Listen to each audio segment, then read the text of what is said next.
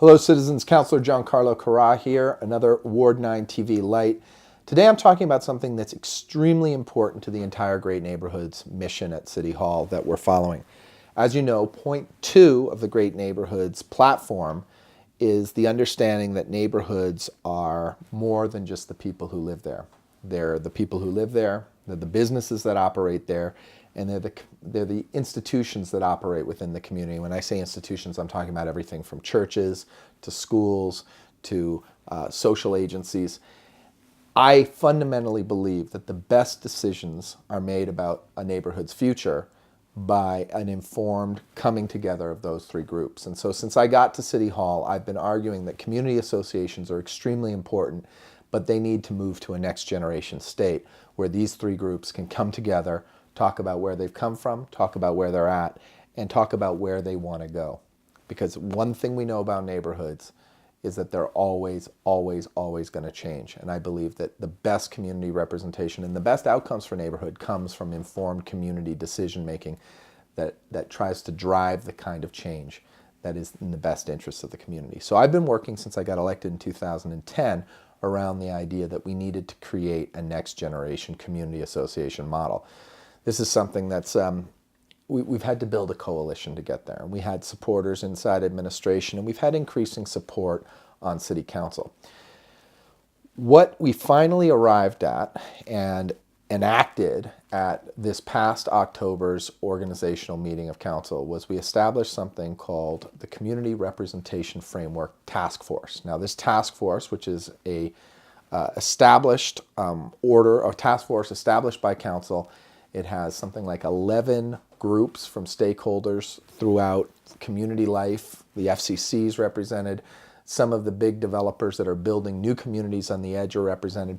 And we're getting together to talk about the future of communities. Now, what's important is that this community representation framework is not only just focused on how to make sure established neighborhood representation is firing on all cylinders, is best representing the community, is given the support they need to undertake that governance work and to help make and to really sort of clamp down on how and where decisions get made.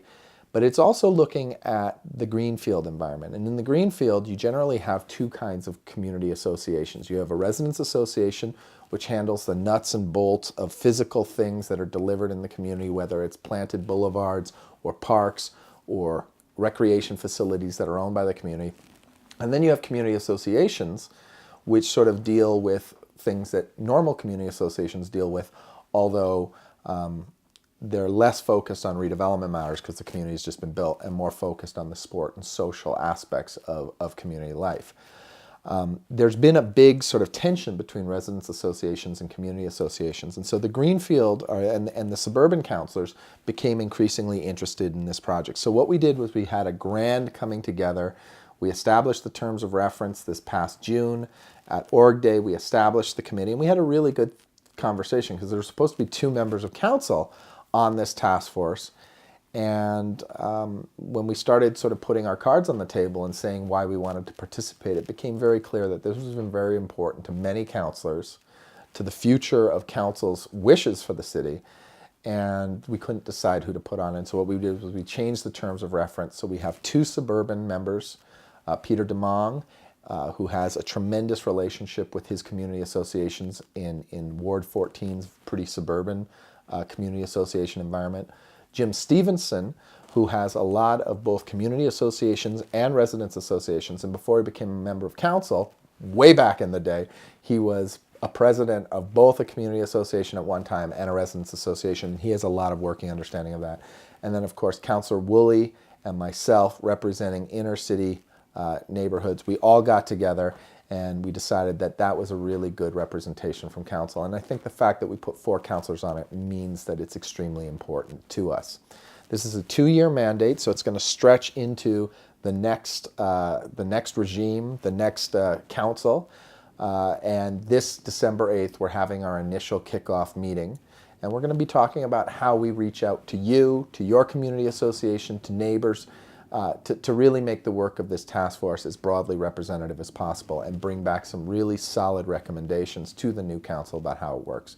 The only other thing to note is that we established this task force, but we did not establish a funding source for it, and so this November 15th to the Priorities and Finance Committee of Council, I will be bringing forward a request to draw money from Council's Innovation Fund to do this, and I think I've got the support for that as well.